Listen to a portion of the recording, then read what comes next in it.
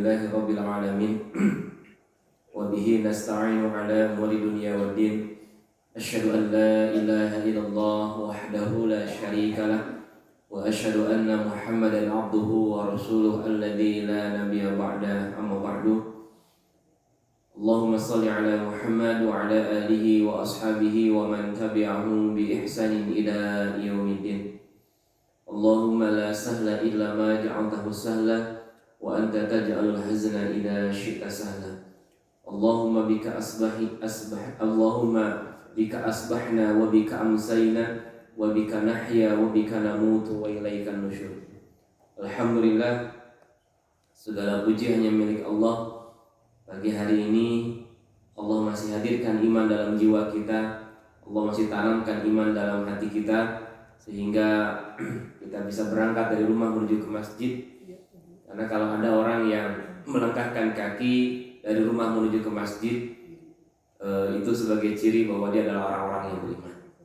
Maka mudah-mudahan kita yang hadir pagi hari ini, kita termasuk ciri orang-orang yang beriman. Kemudian Bapak Ibu hadirin yang rahimakumullah, pagi hari ini kita akan membahas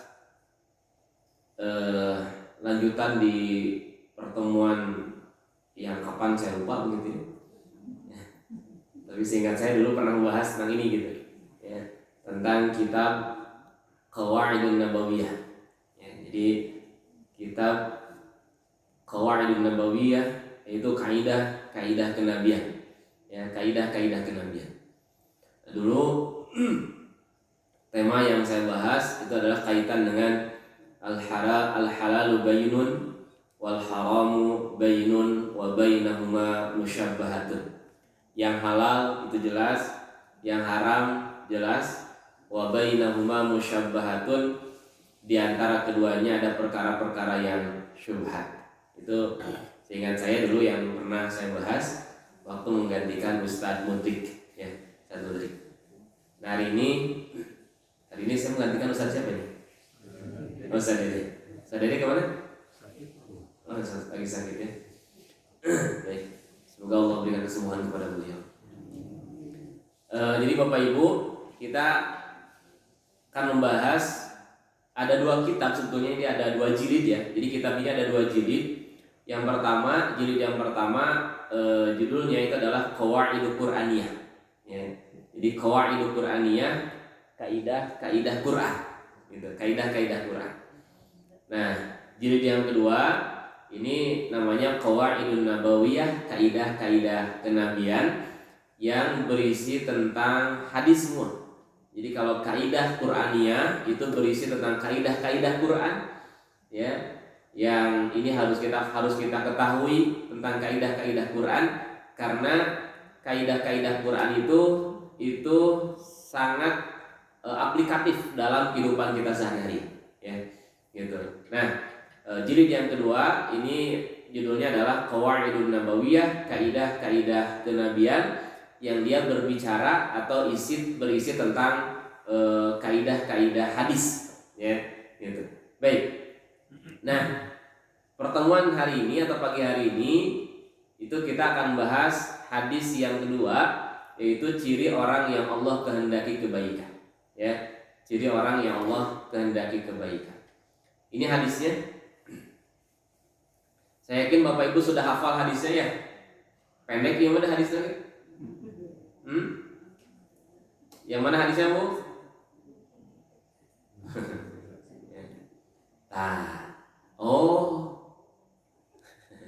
Ya, sudah apa hadis ini?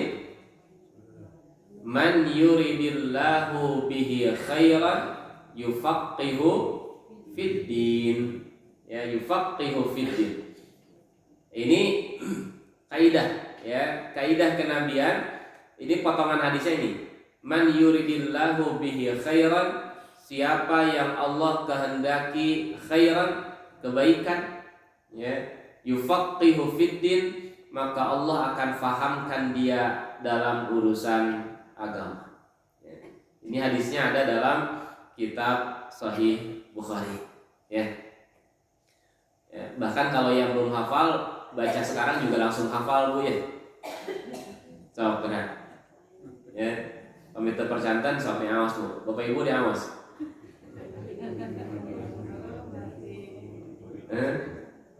Man yuridillahu bihi khairan yufaqihu fiddin. Nah, ya.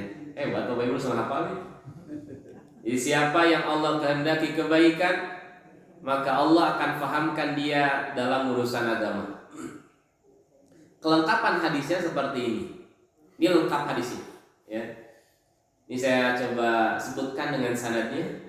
Haddatsana Habban bin Musa, akhbarana Abdullah an Yunus an Zuhri an Humaid bin Abdurrahman annahu sami'a Muawiyah yaqulu qala Rasulullah sallallahu alaihi wasallam. Nah, ini baru matan hadis atau isi hadisnya. Man yurid, ya, karena disambung jadi dibaca man yuridillahu bihi khairan, siapa yang Allah kehendaki dengannya kebaikan, yufaqihu fiddin, maka Allah akan fahamkan ia dalam urusan agama. Nah, ini ada lanjutannya. Wallahul mu'ti, ya, Allah adalah yang maha pemberi. Wa annal qasim, dan aku al-qasim. Ya. Apa arti al-qasim? Al-qasim itu yang membagi. Ya. Jadi yang memberi siapa? Allah. Ya, Allah yang memberi, Allah yang menurunkan wahyu. Maka tugas seorang rasul al-qasim untuk membagi-bagi. Ya, al-qasim dibagi-bagi. Wala tazalu hadhihi al-ummah zahirina 'ala man khalafahum hatta ya'tiya amrullah wa hum zahirun. Ya. Dan akan senantiasa umat ini menang atas orang-orang yang menyelisihi mereka hingga datang urusan Allah, sedang mereka berjaya dengan kemenangan. Nah, ini redaksi hadis lengkapnya yang ada dalam kitab Sahih Bukhari. Ya. Nah, kalau tadi potongannya, ya itu potongannya. Itu man yuridillahu bihi khairan yufaqihu fiddin. Nah, kelengkapannya wallahul mu'ti wa anal qasim wa la tazalu hadhihi al-ummah zahirina 'ala man khalafahum hatta ya'tiya amrullahi wa hum zahirun. Ini ada dalam kitab Sahih Bukhari. Dalam kitab yang lain ada. Ternyata kita temukan juga ada dalam kitab Sahih Muslim. Kalau dalam kitab Sahih Muslim redaksinya berbeda, ya, agak berbeda. Sami'tu Rasulullah sallallahu alaihi wasallam wa huwa yaqulu man yuridillahu bihi khairan yufaqihu fiddin. Nah, itu yang dijadikan kaidah, ya. Wa sami'tu Rasulullah sallallahu alaihi wasallam, dan saya mendengar Rasulullah SAW yaqulu, beliau bersabda, innama ana khazin, aku ini adalah seorang khazin. Ya, khazin itu bendahara. Faman a'taituhu anti bi nafsin, ya, maka siapa yang kuberi sedekah, faman a'taituhu anti bi nafsin, maka siapa yang kuberi sedekah dan diterimanya dengan hati yang bersih, fayubaraku lahu fih, maka dia akan beroleh berkah dari harta itu. Wa man a'taituhu, tetapi siapa yang aku beri, an mas'alatin wa syarahin, ya, karena dia meminta-minta, wa syarahin, dan juga rakus, kana kalladzi ya'kulu wa la yashba', maka dia seperti orang yang makan tidak pernah kenyang. Ini tambahan hadisnya begitu, ya. Jadi ada orang, kan Nabi itu maksudnya kenapa Nabi khazin? Karena Nabi itu sebagai pemegang baitul mal, ya, pemegang baitul mal. Nah, ada yang Nabi beri gitu, ya. Jadi kalau ada mustahik kemudian Nabi beri. Nah, ketika Nabi beri, maka Nabi kemudian mendoakan semoga diberkahi dengan harta yang diberikan kepadanya, ya. Tapi siapa yang aku memberinya, karena apa? Karena orang itu minta-minta. Ya. Jadi ada orang yang datang ke Baitul Mal, ya, minta-minta. Nah, Nabi kasih. Tapi kata Nabi, kana kalladzi ya'kulu wa la yashba'. dia seperti orang yang makan tapi tidak pernah kenyang. Ya. Makanya dalam riwayat yang lain, boleh nggak kita minta-minta Bapak Ibu? Tidak boleh, ya. Tidak boleh kita minta-minta. Ya. Yang diperbolehkan minta-minta itu hanya beberapa golongan saja. Ya, di antaranya satu, orang yang tertimpa musibah, ya. Misalkan gempa bumi gitu kan. Dia orang yang kaya, ketika gempa bumi habis semua. Nah, maka boleh dia minta-minta. Ya, tapi itu pun sesuai dengan kebutuhannya. Ya, sesuai dengan kebutuhannya. Kemudian yang kedua, orang yang awalnya sukses, orang yang kaya kemudian jatuh bangkrut, ya, miskin. Maka boleh minta-minta, tapi itu pun sesuai dengan kebutuhannya, ya, gitu. Nah, yang lain-lain tidak boleh kita minta-minta. Ya, bahkan dalam surat Al-Baqarah itu ada orang-orang yang mereka iffah. Apa itu iffah? Mereka menjaga kehormatan dirinya untuk tidak minta-minta walaupun diri mereka fakir. Ya, diri mereka fakir. Makanya di zaman Umar bin Abdul Aziz itu beliau kesulitan untuk mendistribusikan zakat. Kenapa? Nah, karena satu, memang pada saat itu masyarakatnya berkecukupan. Yang kedua, mentalnya, ya, mental masyarakatnya bukan mental yang minta-minta, gitu. Ya, kalau di kita masih banyak yang minta-minta nggak Bapak Ibu? Ya, gitu. Nah, di kita mah yang minta-minta bukan hanya karena miskin. Ya. Ya, ada orang yang kaya juga tapi minta-minta, ya, minta jabatan, gitu. Ya, dan minta yang lain-lain. Baik, itu Bapak Ibu ya. Ini dalam kitab Sahih Muslim. Kemudian dalam kitab Ibnu Majah, dalam Sunan Ibnu Majah juga sama. Ya, ada redaksi hadis yang sama, namun ada perbedaan sedikit. Perbedaannya apa? Ada tambahan begini. Al khairu adatun. Ya. Kebaikan itu adalah adah, kebiasaan orang-orang yang mukmin. Ya. Jadi orang yang mukmin itu dia terbiasa mengerjakan hal yang baik, gitu ya. Jadi orang mukmin dia terbiasa mengerjakan hal yang baik. Ya, seperti Bapak Ibu lah, ya. Pagi hari sudah bangun kan gitu ya. Jam 3 sudah bangun, terus sholat tahajud. Beres sholat tahajud, baca Quran. Kemudian setelah baca Quran datang ke masjid. Setelah datang ke masjid, ngaji ba'da subuh. Masya Allah, ya. Makanya pas ngaji tarunduh, nah. Ya. Maka saya berhusnuzon. Kenapa? Dan Bapak Ibu bangunnya malam tadi. Ya. Ada yang bangun jam 2, ada yang bangun jam 3. Ya. Gitu. Tapi alhamdulillah tidak apa Bapak Ibu ya. Gitu. Karena kalau duduk di majelis ilmu, ya, duduk pagi hari ini di majelis ilmu, walaupun bari nunutan kengeng pahala kan. Di kompak kengeng. Ya. Insyaallah, ya, insyaallah dapat pahala gitu. Ya, kalau ibu nunutannya di rumah kengeng pahala tuh, Bu. Ya. Jadi mending nunutan di mana? Ya. Bapak Ibu ya. Walaupun diniatkan datangnya pagi hari ini, niatnya mah bade hadir di majelis ilmu. Niat nama bade ngaos. Ya. Nanti ketika ngaji nunutan teu naon. Ya. Kade niatan toh. Nah. Ya. Karena kalau Bapak Ibu datang ke masjid ini ba'da subuh ini niatnya untuk nunutan terkait pahala. Ya, enggak dapat pahala karena niatnya mau nunutan. Gitu. Ya. Ya. Ibu mau kemana kata suami teh? Mau ke masjid setelah subuh ada kajian subuh. Ya, bade naon? Bade nunutan. Kan teu aya. Ya, tidak ada. Niatnya mau enggak? Mau ngaji. Ya. Jadi mending nunutan bari ngaji atau ngaji bari nunutan? Ya. Dua-duanya gitu. Ya. Baiknya tetap ya ketika ngaji tidak nunutan. Tapi ada tunduk bisa memanggal nanti salias. Ya. Jadi kalau hari ini pagi hari ini sedang ngaji, ada yang nunutan, iya santukan Bapak Ibu. Ya. Biarin aja, jangan dibangunkan. Ya. Nanti kita bubar. Ya, antepkeun.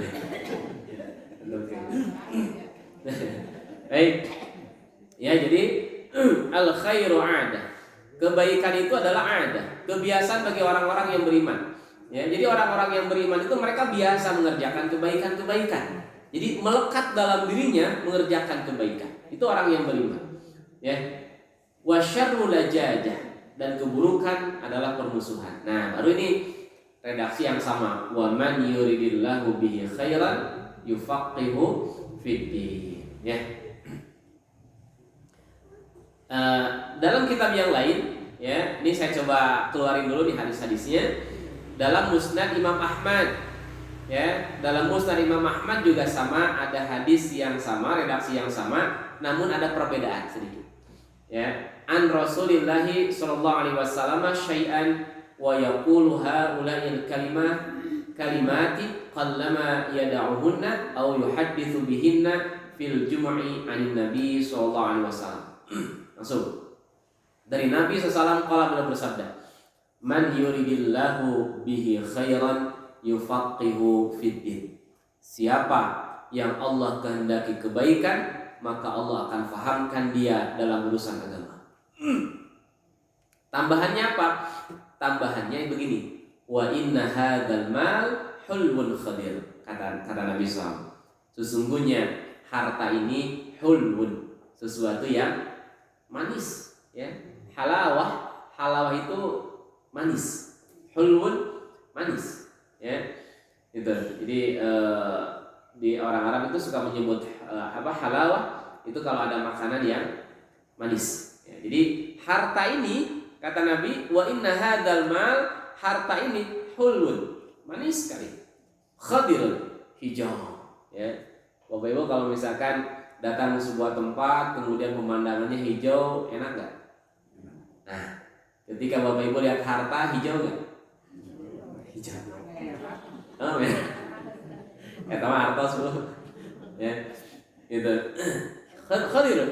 Orang kalau melihat sesuatu yang hijau itu enak banget, nyaman gitu. Ya. Bapak Ibu datang ke Ciwidey, datang ke Pangalengan gitu kan, lihat pemandangan-pemandangan yang hijau-hijau, enak sekali. Ya. Nah, enak gitu kan, menyenangkan, menyejukkan. Nah, harta juga begitu, ya. Harta itu kata Nabi hulwun khadir, harta itu sesuatu yang manis yang kemudian membuat membuat hijau setiap orang yang melihat harta, ya. Maka kata Nabi, faman ya'khudhu bihaqqihi yubarak lahu fi. Siapa yang mengambilnya dengan haknya, ya, bukan dengan cara yang haram, bukan dengan cara yang batil, yubarak lahu fi, maka harta itu akan diberkahi, ya.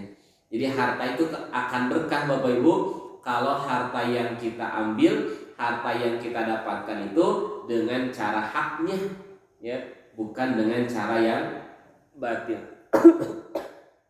Karena kalau harta itu dengan cara didapatkan dengan cara yang batil, maka harta itu tidak akan mendapatkan keberkahan, ya. Dan memang harta itu kan indah ketika harta itu belum kita miliki, ya. Dunia itu indah sebelum kita miliki. Kalau sudah kita miliki, maka satu saat akan muncul bosan juga, ya. Gitu. Ibu ninggal tas gitu ya, tas yang mereknya apa Bu? Apa jadi? Ya merek itulah, jangan disebut mereknya ya. Di tas yang mereknya, ini bagus gitu ya. Gitu. Setiap lewat toko itu lihat tas itu pengen beli tas itu, ya. Gitu. Satu saat suami dapat rezeki kemudian kasih ke ibu, beli saja tas, ya. Nah ketika tas itu sudah ibu miliki setahun, ya, kira-kira masih senang dengan tas itu nggak? Masih, ya. Ya. Masih, ya, gitu. Kalau sudah dimiliki 3 tahun, nah, ya, kalau sudah 3 tahun maka mulai berpikir kembali untuk punya tas yang baru, kan begitu Bu ya? Oh enggak, wah hebat, ibu-ibu di mana tawadhu, ya, terima duit, ya, itu. Nah jadi harta itu begitu. Harta itu indah karena belum kita miliki, ya. Tapi kalau sudah kita miliki, itu pasti akan muncul kejenuhan, pasti akan muncul kebosanan, ya, gitu. Nah kalau ibu-ibu biasanya tas gitu ya, atau non bu sepatu, perhiasan kan gitu ya. Kalau bapak-bapak lawan pak biasanya pak. Nah lamun bapak-bapak mau mobil, ya, sepeda gitu kan, ya mobil awalnya sebelum memiliki mobil itu pengen sekali punya mobil itu, ya setelah 3 tahun 5 tahun, nah mulai berpikir untuk ganti, ya gitu. Ya, tapi jangan pernah berpikir untuk mengganti pasangan pak. Ya, itu suami 10 tahun ya gitu, ya gentos gitu ibu teh, entah ya jangan berpikir untuk begitu. Nah, jadi faman ya'khudhu bihaqqihi, siapa yang mengambil dengan haknya, yubarak lahu fihi, ya maka pasti akan diberkahi. Wa iyyakum wat tamaduh. Nah, Nabi mengingatkan. Jadi awalnya berbicara tentang harta, ya harta itu manis dan hijau. Kemudian Nabi mengingatkan iyyakum wat tamaduh. Ya, hati-hati jangan kalian saling tamaduh. Ya. Apa itu tamaduh? Tamaduh itu dikata madaha ya. Jadi madaha itu al-madhu artinya pujian. Ya. Jadi hati-hati jangan saling memuji. Fa innahu dzabhu, karena pujian itu sama halnya dengan penyembelihan. Ya. Jadi kalau ada orang yang memuji kita berarti orang itu sedang nyembelih kita. Maksudnya apa? Ya, Nabi mengingatkan biasanya kalau pujian itu suka melenakan. Ya, pujian itu suka melenakan. Ya, makanya ada seorang sahabat kalau dipuji dia ngambil pasir, terus orang yang mujinya dilempar pakai pasir. Ya, tapi jangan coba-coba ibu sama temannya. Ya, jadi kalau ada temannya yang muji, ibu ngambil pasir dilempar pakai pasir. Ya, coba aturan deh. Saya salah naon tuh. Ya, tapi di sini Nabi mengatakan kepada kita, wa iyyakum wat tamaduh. Ya, hati-hati jangan saling muji. Ya. Makanya di dalam surat Al-Fatihah Allah Subhanahu wa taala mengingatkan kepada kita, alhamdulillah ya rabbil alamin. Ya. Alhamdulillah. Pada kalimat hamdu yang artinya pujian itu ada alif lam Bapak Ibu. Ya. Alif lam pada kalimat alhamdu itu maknanya apa? Al-istighraqiyah. Gitu ya. Jika dalam kaidah dalam bahasa Arab, alif lam itu makna di situ adalah al-istighraqiyah. Artinya menghabiskan semuanya. Ya. Jadi alhamdulillahirabbil alamin, segala pujian dihabiskan semua, segala pujian ya hanya milik Allah. Makanya kalau ada yang memuji kita, kita ucapkan alhamdulillah. Ya, gitu. Ya. Bapak terus 20 tapi masih kaset. Nah, maka kita ucapkan alhamdulillah. Ya. Gitu. Nah, jangan sampai kemudian ketika ada yang memuji kita, terus 20 tapi masih kaset, Pak. Saheula. Ya, saheula itu jangan. Ya, tapi kita ucapkan alhamdulillah. Segala puji hanya milik Allah. Kembalikan semua kepada baik. Nah, itu beberapa dalam kitab-kitab hadis kaitan dengan redaksi hadis yang dijadikan tema dalam kitab ini Bapak Ibu, atau dalam bab ini, yaitu man yuridillahu bihi khairan yufaqihu fiddin. Jadi ada dalam kitab Sahih Bukhari, ada dalam kitab Sahih Muslim, ada dalam Ibnu Majah, begitu juga ada dalam Musnad Imam Ahmad. Bapak Ibu, kalau kita lihat hadis ini oleh Imam Al-Bukhari, ini keutamaan hadis ya. Jadi kalau kita sering mendengar keutamaan ayat, keutamaan surat gitu. Nah, kalau dalam hadis ada namanya keutamaan hadis. Nah, Imam Al-Bukhari menyimpan hadis tentang yang tadi, man yuridillahu bihi khairan yufaqihu fiddin. Oleh Imam Al-Bukhari disimpan hadis ini dalam Kitabul Ilmi, dalam kitab ilmu ya. Menunjukkan apa? Menunjukkan bahwa di situ Nabi SAW atau Imam Al-Bukhari ingin menjelaskan kepada kita mengenai pentingnya ilmu ya, mengenai pentingnya ilmu. Maka banyak sekali ya keutamaan ilmu baik di dalam Al-Quran maupun hadis Nabi SAW. Ini beberapa saya coba sampaikan, seperti dalam surat Al-Mujadalah, atau ada yang membaca Al-Mujadilah ayat 11, yarfa'illahu alladhina amanu minkum walladhina utul ilma darajah. Allah rafa'a, ya. Rafa'a itu artinya menaikkan, mengangkat, ya. Jadi kalau awalnya di tangga 3, maka dia berada di tangga 4 atau tangga 5 gitu. Ditaikkan oleh Allah. Yarfa'illahu alladhina amanu minkum. Allah meninggikan orang-orang yang beriman di antara kalian, ya. Jadi kalau manusia berkumpul Bapak Ibu, ya, orang yang beriman itu mereka lebih tinggi, lebih kelihatan daripada yang lain. Nah, jadi orang yang beriman itu secara kedudukan mereka lebih tinggi, ya, lebih tinggi. Gitu. Walaupun dia orang yang beriman, kemudian secara harta dia miskin, tapi di hadapan Allah, ya, dia lebih tinggi daripada manusia yang lainnya, ya, daripada manusia yang lainnya. Nah, walaupun dia punya hartanya banyak, dia kaya raya, tapi dia nggak iman, tetap tidak bisa melebihi ketinggiannya orang-orang yang beriman, ya. Makanya kalau orang yang beriman itu dia lebih tinggi daripada manusia yang lain, ya. Makanya Allah menyatakan kepada kita, jangan kita merasa hina di hadapan manusia, ya. Karena yang ketika kita beriman, maka kedudukan kita lebih tinggi dari manusia yang lain, ya. Yarfa'illahu alladhina amanu minkum. Allah meninggikan orang-orang yang beriman, ya. Jadi kalau ada orang yang beriman dia miskin, itu lebih tinggi kedudukannya, ya. Kalau ada orang yang kaya tapi kafir, rendah, ya, lebih rendah kedudukannya daripada orang-orang yang beriman, ya, gitu. Jadi mending pilih yang mana Bapak Ibu? Orang beriman miskin atau orang kafir benghan?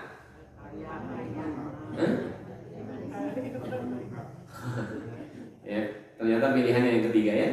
Ya, padahal tidak ada pilihan tadi kan. Ya, orang yang beriman kan kaya, ya.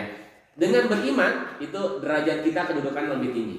Nah, di sini yarfa'illahu alladhina amanu minkum walladzina utul ilma darajat. Nah, kalau orang-orang beriman kumpul nih, orang beriman kumpul tapi ada orang yang dia beriman kemudian dia berilmu, maka orang yang beriman dan berilmu ini kedudukannya lebih tinggi. Ini tentang keutamaan ilmu, ya.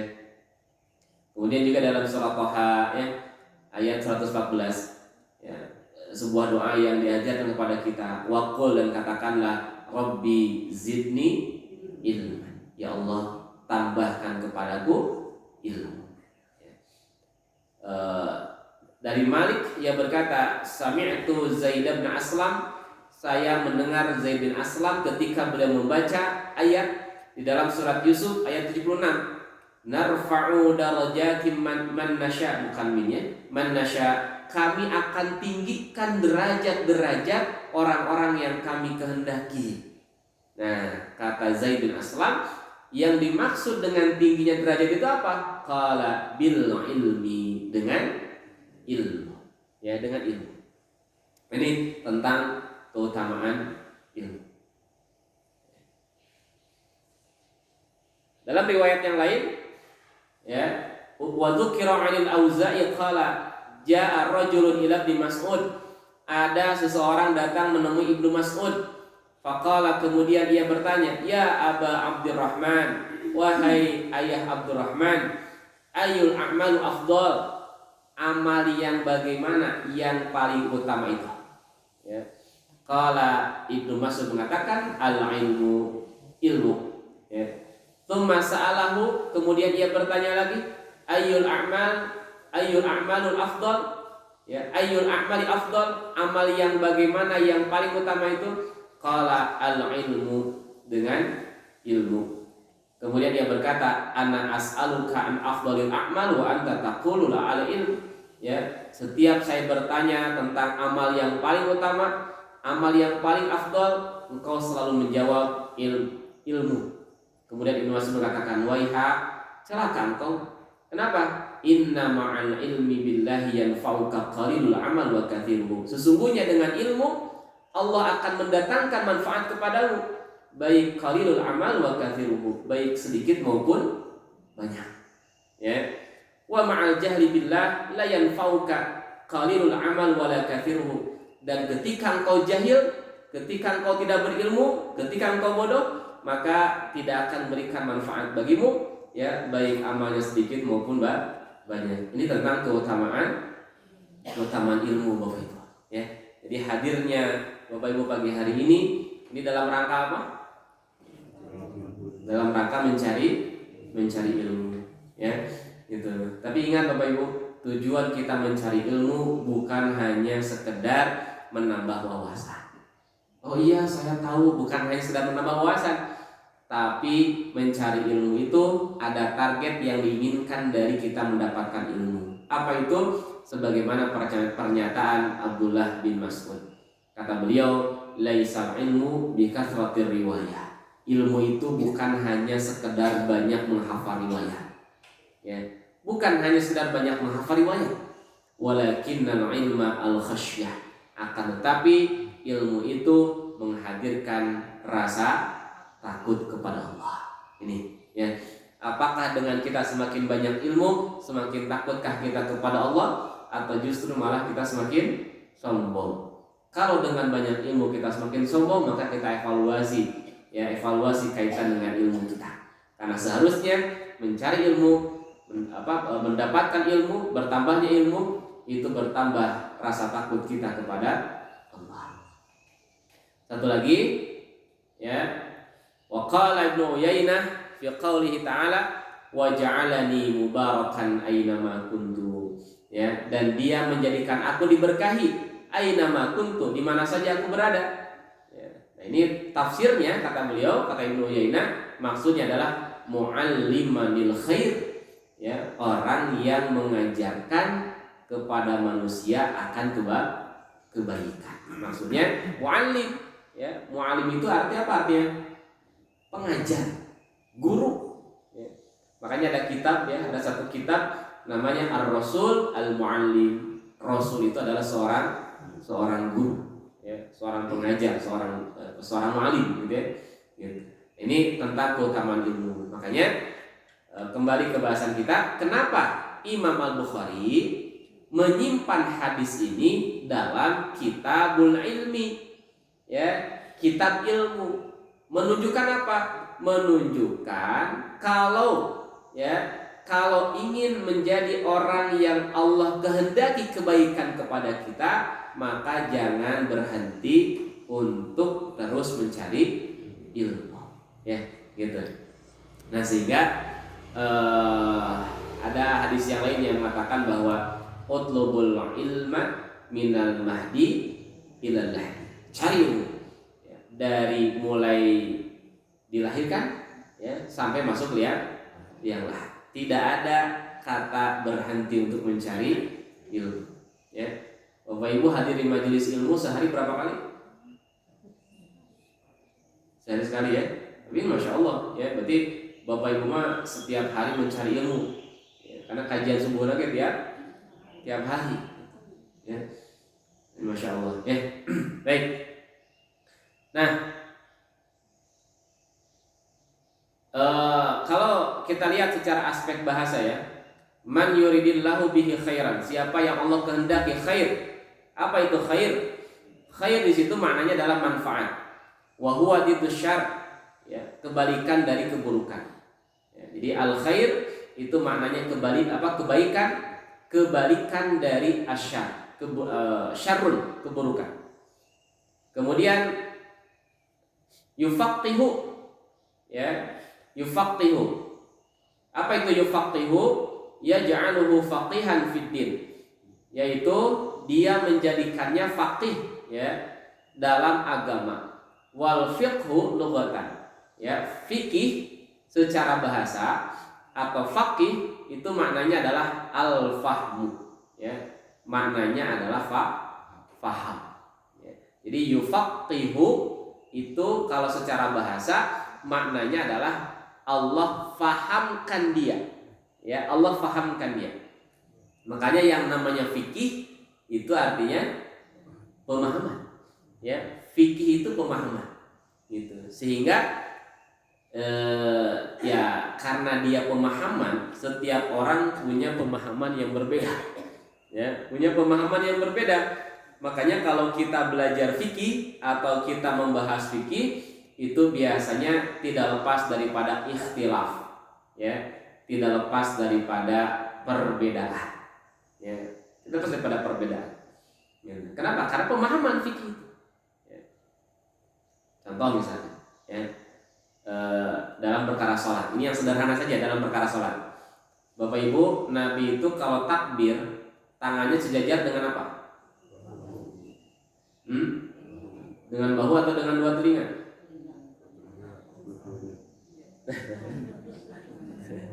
Ya, kan muncul pemahaman kan gitu. Muncul pemahaman.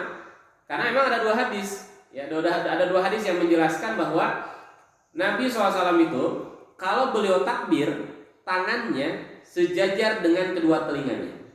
Ya, hadwa udhunaihi, sejajar dengan kedua telinga.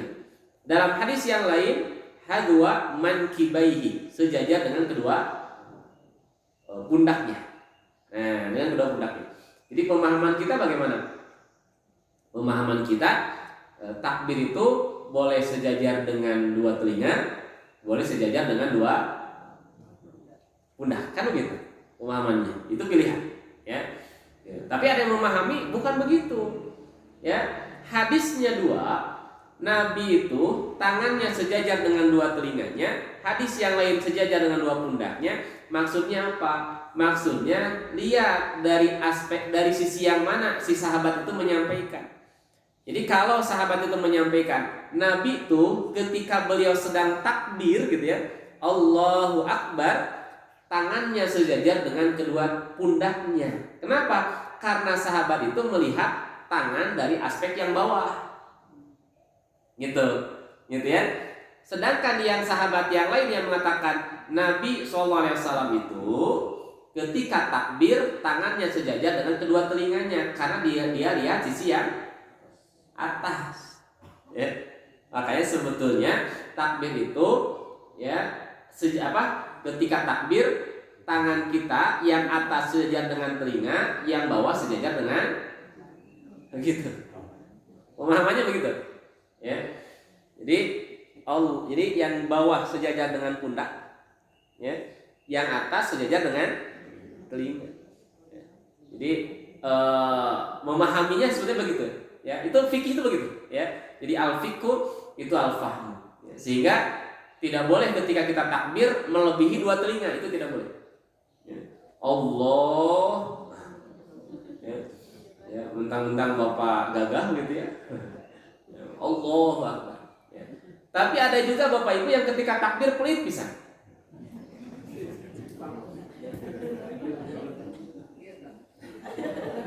Pelit pisan gitu.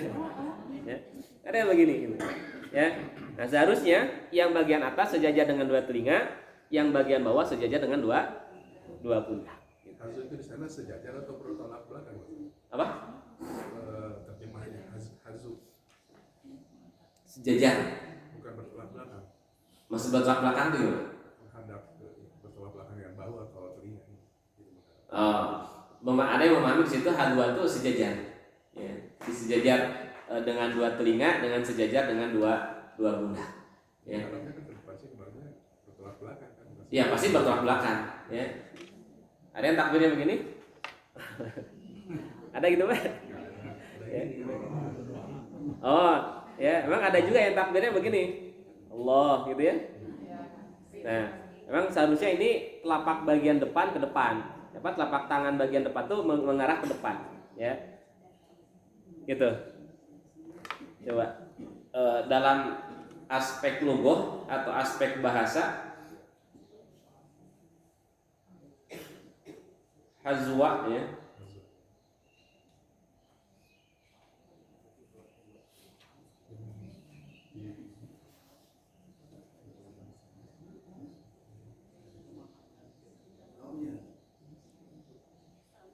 Ya, jadi hazwa hidaan, selurusan gitu ya. Jadi selurusan lurus sejajar, ya. Kalau dalam aspek bahasa ada juga yang maknanya al-hadu itu adalah di hadapan. Ya, ini di hadapan gitu. Nah itu ya contoh kaitan dengan apa itu makna al-fiqhu. Jadi al-fiqhu itu maknanya adalah al-fahmu, pemahaman, ya, pemahaman. Nah, dan memang kalau secara urf ya, secara makna fikih ya, secara makna para ahli fikih itu apa itu fikhu. Jadi fikih itu adalah al ilmu bil ahkami syar'iyyah al far'iyyah an adillatiha tafsiriyah bil istidlal. Jadi ilmu tentang hukum-hukum syariat yang bersifat cabang, yang digali dari dalil-dalil yang terperinci, ya, tidak ada keraguan bahwa makna fikih yang dimaksud dalam hadis ini maknanya adalah makna bahasa. Jadi maksudnya yufaqihu, Bapak Ibu, itu bukan hanya orang yang paham dalam perkara fikih gitu maksudnya. Ya, itu kata para ulama hadis, ya. Jadi man yuridillahu bihi khairan, siapa yang Allah kehendaki kebaikan kepada orang itu, yufaqihu. Nah, maksudnya bukan Allah fahamkan dia hanya dalam perkara fikih saja. Ya, walaupun ya betul fikih itu kan bagian dari ilmu yang harus kita pelajari, yang harus kita pahami. Ya, karena dalam kehidupan kita sehari-hari itu kita nggak bisa lepas daripada fikih, Bapak Ibu. Ya, walaupun fikih ini seringkali menimbulkan perbedaan, ya, ikhtilaf gitu, perbedaan, tapi bukan berarti bahwa kita tidak boleh mempelajari fikih. Ya, ayo fikih mah bimasalahun, ya, pidebateun, geus tong dipelajari. Bukan. Ya, justru harus kita pelajari. Harus kita pelajari. Karena penting, ya, karena fikih ini bagian dari kehidupan kita sehari-hari. Ya, bagian kehidupan kita sehari-hari, kita tidak bisa lepas daripada fikih. Ya, fikih. Gitu. Kita berangkat saja ya. Waktu kita berangkat ke mana gitu, kita dalam kondisi safar, ya. Kalau kita paham fikihnya, itu akan lebih memudahkan kita dalam beribadah. Ya. Kalau orang dia bepergian tidak paham fikihnya, itu seringkali merepotkan dirinya, gitu. Ya, merepotkan dirinya, repot gitu ketika dia sedang dalam perjalanan. Gitu. Ya. Baik, nah jadi yang dimaksud dengan faqih dalam hadis ini itu maknanya adalah makna bahasa. Maksudnya apa? Fahmu kulli ilmin min ulumiddin. Allah akan fahamkan dia, ya, mencakup pemahaman semua ilmu agama. Ya, makanya ada ilmu agama atau kaitan dengan ulumuddin ini yang wajib kita pelajari. Enggak boleh ada seorang muslim yang enggak tahu, itu wajib tahu. Ya, apa itu? Di antaranya adalah tauhid. Ya, ilmu tentang tauhid itu adalah ilmu yang wajib, ya, harus dimiliki oleh setiap orang muslim. Tidak boleh ada seorang muslim yang dia tidak tahu tentang ilmu tauhid, ya, gitu. Makanya saya yakin Bapak Ibu sudah khatam kitab tauhid ya. Ya? Sudah khatam belum? Sudah waktu madrasah gitu. Ya, waktu ngaji. Nah, itu wajib itu. Tuh, ya, Bapak sudah bolak-balik sudah khatam bisa lah bab tauhid. Ini wajib Bapak Ibu. Jadi ada ilmu-ilmu yang dia wajib setiap orang itu mesti paham. Ya. Karena nanti ada ilmu yang memang cukuplah sebagian orang dia mengkaji spesialisasinya dalam ilmu itu tuh ada. Ya, seperti misalkan ilmu kaitan dengan tafsir Quran, ya. Nah, ada orang-orang khusus yang dia mengkaji tentang tafsir Quran gitu, ya. Walaupun Ibu misalkan belum paham nih bagaimana cara baca tafsir gitu kan, tidak apa-apa. Kenapa? Karena ada orang-orang yang khusus mempelajarinya. Ya. Atau misalkan kaitan dengan ilmu waris. Ada orang yang spesialisasi dia mengkaji mendalami ilmu waris. Nah, kita tinggal belajar kepada beliau. Walaupun kita tidak paham betul tentang waris, atau ketika kita ada masalah waris ya kita tanya saja kepada beliau. Kan gitu, ya. Tapi ada ilmu yang nggak bisa kita serahkan ke orang lain. Ya, ini kita harus paham betul. Ya, harus paham betul. Apa itu diantaranya adalah ilmu tauhid. Ya, ilmu tauhid. Ini setiap muslim wajib tahu. Ya, tidak boleh tidak tahu. Ya, tidak boleh tidak tahu. Kenapa? Ini berkaitan dengan agama kita, berkaitan dengan keyakinan kita. Ya, itu. Nah, jadi yufaqihu, Allah fahamkan dia itu bukan hanya dalam perkara fikih, ya, tapi Allah fahamkan dia fahmu kulli ilmin min ulumiddin. Allah akan fahamkan dia dalam semua urusan, dalam setiap ilmu agama. Nah, langsung saja kita bahas 5 menit lagi ya, kaitan dengan faidah. Ya. Bapak Ibu hadirin jamaah rahimakumullah, kaitan dengan man yuridillahu bihi khairan yufaqihu fiddin. Ini faidah yang pertama adalah nailuhu barakatun hadal hadis. Ya. Kita mendapatkan keberkahan dari hadis ini. Kenapa? Wa annahu mimman aradallahu bihi khairan. Ya. Dan ia termasuk orang-orang yang dikehendaki oleh Allah untuk mendapatkan kebaikan. Kemudian yang kedua, annahu ya'budullah ala basirah.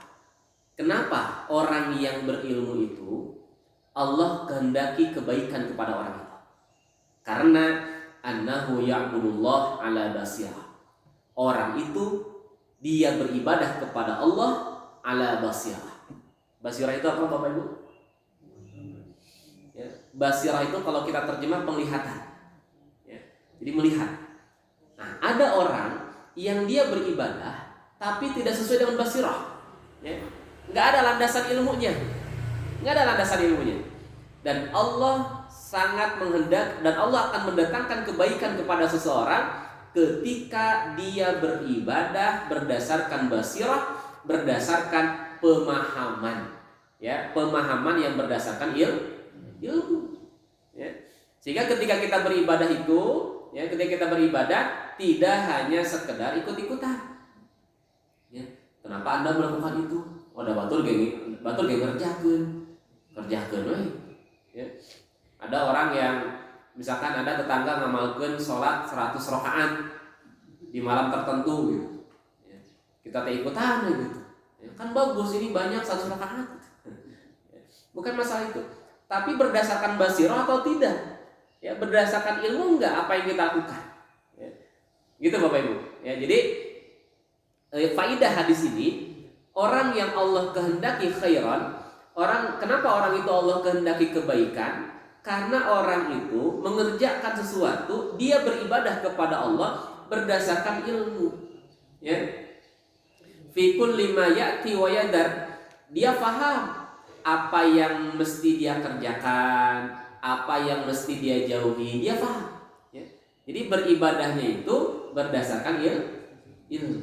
Ya. Makanya Nabi mencela yang disebut dengan taklid. Ya. Jadi taklid itu dari kata qalada. Qalada itu mengikat, ya, seperti kalung. Ya. Kalung itu kan diikat, gitu ya. Jadi orang itu ngikut tanpa berdasarkan ilmu. Dan Nabi memuji atau Nabi memberitakan kita bukan taklid, tapi Nabi memberitakan kita untuk ittiba. Ya, kalau ittiba itu mengikuti sesuatu berdasarkan ilmu, ya. Jadi ada ilmu. Nah, makanya ini faidah hadis ini atau nilai daripada hadis ini adalah annahu ya'budullah. Kenapa orang itu Allah berikan kebaikan? Karena orang itu ketika dia beribadah kepada Allah ala basirah, ya, berdasarkan pemahaman yang jelas, berdasarkan ilmu, fikul lima yati, apa yang mesti dia lakukan, gitu, ya. Jadi Bapak Ibu paham betul apa yang mesti kita lakukan, karena kita tahu ilmunya, berarti banyak kebaikan yang Allah datangkan kepada Bapak Ibu, ya.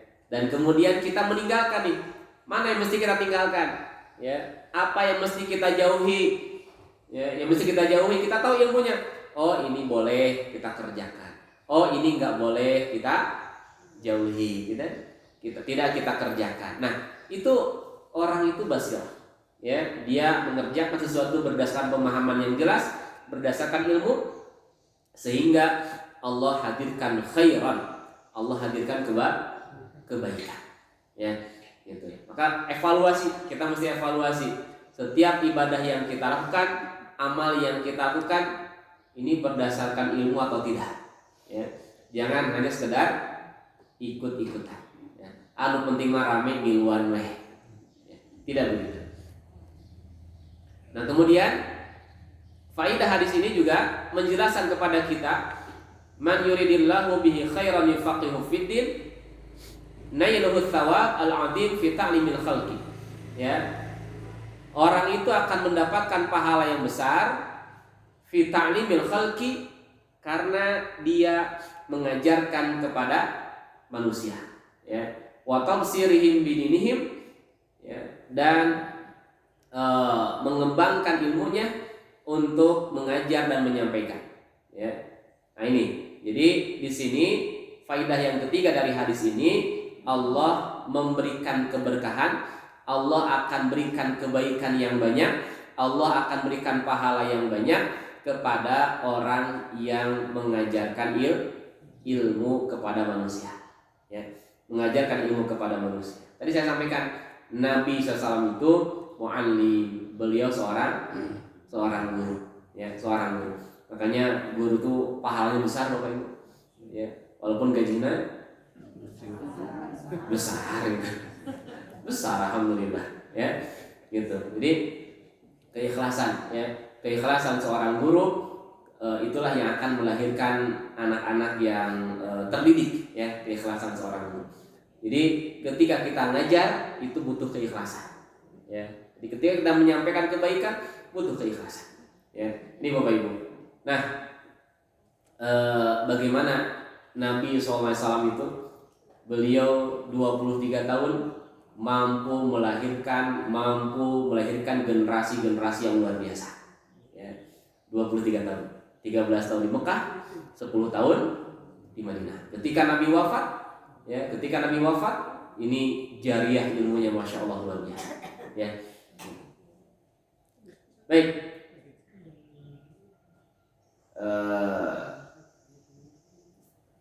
nah kita langsung masuk makna faqih, ya. Ya, sedikit lagi Bapak Ibu, ya. Jadi man yuridillahu bihi khairan, siapa yang Allah kehendaki khairan, kebaikan, ya. Nah, kenapa kebaikan tadi? Ya, di poin-poin yang tadi sudah saya sampaikan.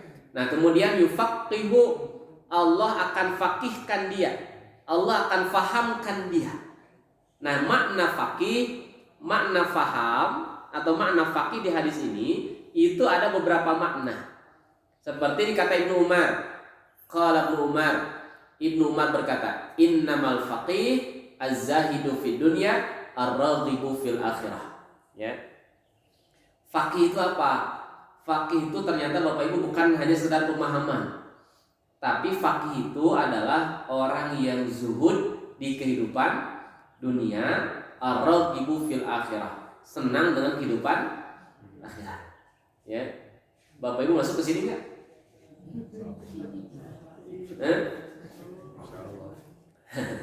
Ya. Kalau kita masuk sebagaimana pernyataan Ibnu Umar ini, ya, maka insya Allah mudah-mudahan man yuridillahu bihi khairan, Allah berikan kebaikan yang banyak kepada kita, ya. Jadi, orang yang Allah berikan kebaikan yang banyak itu adalah orang yang Allah faqihkan dia. Apa itu faqih? Faqih itu adalah az-zahid fid dunya, ya. Allah akan buat orang itu zuhud di kehidupan dunia, ya, zuhud, ya. Zuhud itu bukan hidup miskin Bapak Ibu, ya. Zuhud itu apa artinya? Ya, di kita kan ada pemahaman hidup teh kudu zuhud, ya. Di kita pemahamannya zuhud itu hidupnya miskin, kucal, dekil, kumal, baju sararoek, eta mah sanes zuhud namina, ya. Tapi zorok, ya, gitu. Jadi bukan gitu, ya. Zuhud itu bukan begitu, ya. Abdurrahman bin Auf itu orang yang zuhud, tapi beliau pakai baju yang bagus, baju yang mahal, ya. Tapi beliau orang yang zuhud, gitu. Nah, jadi zuhud itu bukan hidup miskin, bukan hidup baju sararoek, gitu, bukan, ya. Tapi zuhud itu adalah hidup tidak diperbudak oleh dunia, itu zuhud, ya. Jadi hidup tidak diperbudak oleh dunia, ar-raghibu fil akhirah, dan dia senang, ya, untuk berlomba-lomba dalam kehidupan akhirat, ya, gitu. Nah, kalau kata Hasan Al-Basri mengatakan al-faqih huwa az-zahidu fid dunya. Faqih itu orang yang zuhud di kehidupan dunia, ar-raqibu fil akhirah, dan dia senang dengan kehidupan akhirat. Kemudian yang ketiga ada tambahannya, wal basir bi amri dinihi, ya, memiliki basirah, memiliki ilmu, ya, bi amri dinihi, tentang perkara agamanya. Jadi ketika dia mengamalkan agama berdasarkan ilmu. Kemudian yang keempat, al mudawamu ala ibadati rabbi, dia dawam, ya, terus menerus untuk beribadah kepada Allah. Masuk ke sini Bapak Ibu? Insyaallah. Lebat sadayananya luar biasa. Nah, yang ketiga kalau kata Mujahid, apa itu faqih? Faqih itu adalah man yakhafullah. Faqih itu maksudnya orang itu diberikan hatinya senantiasa takut kepada Allah. Yakhafullah, takut kepada Allah. Ya. Terakhir kata Asy-Sya'bi, ya, atau Asy-Syu'bi beliau berkata, innamal faqih man wari'a an maharimillah. Ya, orang yang faqih itu orang yang wara', ya, orang yang wara', yaitu menjaga dari hal-hal yang Allah haramkan.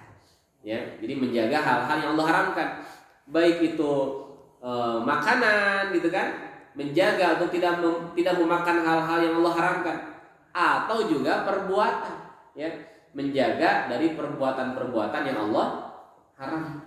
Seperti apa perbuatan yang Allah haramkan?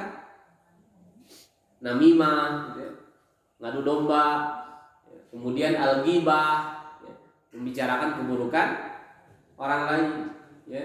Lamun ngomong ke gorengan calon presiden, ghibah bukan?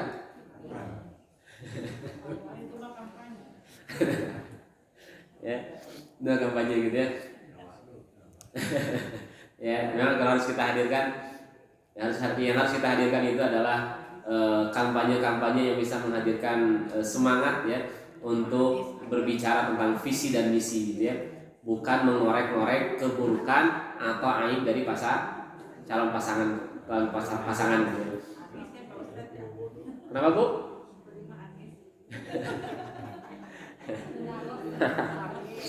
Ya. Terang-terangan gitu Ibu. Ya. Gitu. Harus terang-terangan, ya. Ini musibah tuh kayak kampanye jangan Bapak Ibu. Ya. Itu kayak kampanye, tidak boleh kampanye di masjid, ya. Tapi tetap ya, urang carilah, ya. Cari yang lebih, ya, yang lebih dekat kepada kesolehan. Ya, maksudnya apa ini? Ya, itu ya. Itu Bapak Ibu hadirin yang rahimakumullah, ya. Jadi kaitan dengan hadis ini, man yuridillahu bihi khairan, mudah-mudahan Allah berikan faqih kepada kita, Allah berikan pemahaman, bukan hanya dalam pemahaman agama, ya, tapi juga tadi Allah hadirkan kita rasa takut, Allah hadirkan kita untuk senantiasa menjaga dari perkara-perkara yang diharamkan oleh Allah Subhanahu wa taala. Ya. Wallahu a'lam bishawab. Mudah-mudahan kita bisa mengamalkan hadis ini, ya, karena ini hadis ini adalah panduan untuk kehidupan kita sehari-hari. Ya. Itu saja Bapak Ibu yang bisa saya sampaikan pada kesempatan pagi hari ini berkaitan dengan qawaidun nabawiyah, kaidah-kaidah kenabian. Ya. Ustaz, ada pertanyaan atau tambahan? Oh, mangga tuh. Ya, mangga silakan. Kalau tidak salah ada satu hadis yang lain yang mirip dengan itu. Siapa yang Allah memberi kebaikan padanya, maka dia akan membuat ingatannya panjang atau kuat, ya. Kalau tidak salah begitu. Kalau apa? Membuat dia ingatannya panjang atau kuat.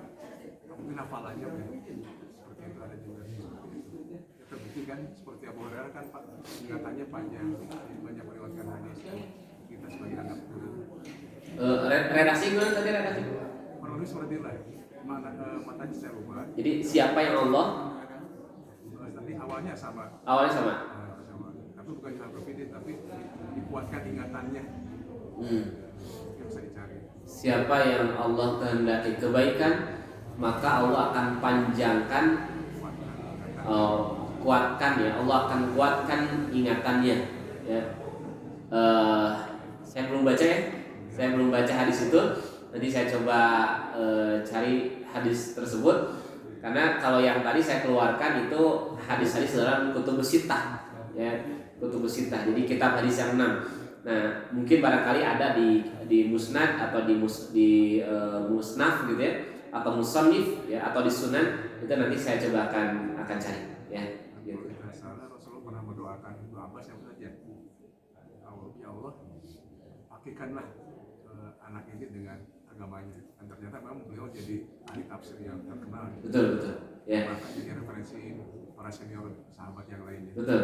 Ya, itu doa dari Nabi SAW. Allahumma faqihu fiddin wa 'alimhu ta'wil. Ya Allah, jadikan anak ini, jadikan Ibnu Abbas orang yang faqih dalam perkara agama. Nah, maksud faqih di situ Allah fahamkan Ibnu Abbas dalam perkara Al-Qur'an.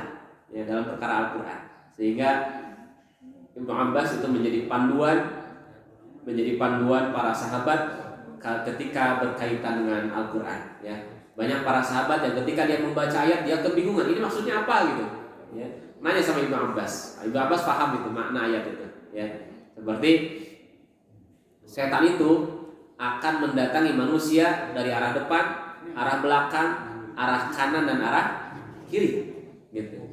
Nah, para sahabat bingung. Ini maksudnya apa gitu ya? Setan itu datang dari arah depan, arah belakang, kanan dan kiri, maksudnya apa? Nanya sama Ibnu Abbas, maka Ibnu Abbas kemudian menjelaskan yang dimaksud dengan setan datang dari arah depan itu maksudnya adalah akan dibuat ragu tentang perkara akhirat. Ya, gitu. Jadi depan itu maksudnya kata Ibnu Abbas dibuat ragu tentang perkara akhirat. Arah belakang maksudnya apa?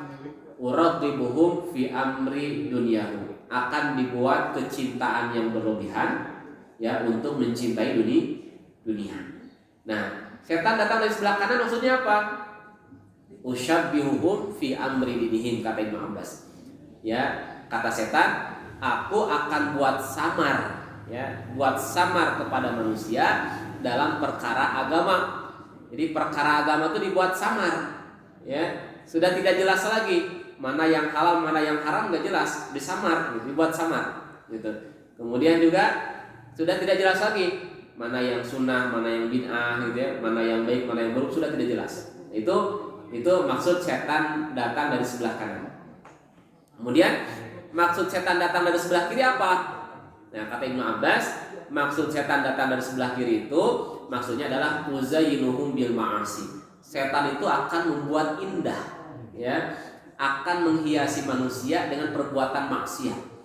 Jadi perbuatan dosa, perbuatan maksiat, tapi dianggap sesuatu yang indah. Nah itu, ya. Para sahabat baru paham, oh itu maksudnya. Ya. Karena kalau maksud datang dari depan, belakang, kanan dan kiri dalam pengertian secara teks kita sulit memahami. Kenapa? Karena setan tidak terlihat. Setan nggak kelihatan. Oleh karena itu Ibnu Abbas menjelaskan itu maksudnya begitu. Ya, jadi ada sahabat yang memang didoakan oleh Nabi SAW agar beliau orang yang faqih dalam perkara agama. Ya, dan kita pun yang hadir pagi hari ini, ya semoga Allah hadirkan kefaqihan kepada kita, Allah hadirkan pemahaman kepada kita dalam perkara agama. Ya, Allah a'lam bishawab. Itu saja Bapak Ibu yang bisa saya sampaikan pada kesempatan pagi hari ini. Mudah-mudahan Allah menjaga kita, mudah-mudahan Allah melindungi kita semua, dan mudah-mudahan Allah memberikan keistiqomahan dalam kebaikan, keistiqomahan dalam mengerjakan amal soleh. Rabbana zalamna anfusana wa illam taghfir lana wa tarhamna lanakunanna minal khasirin. Rabbana atina fid dunya hasanah wa fil akhirati hasanah wa qina adzabannar. Aqulu qouli hadza wa astaghfirullah li wa lakum. Assalamualaikum warahmatullahi wabarakatuh.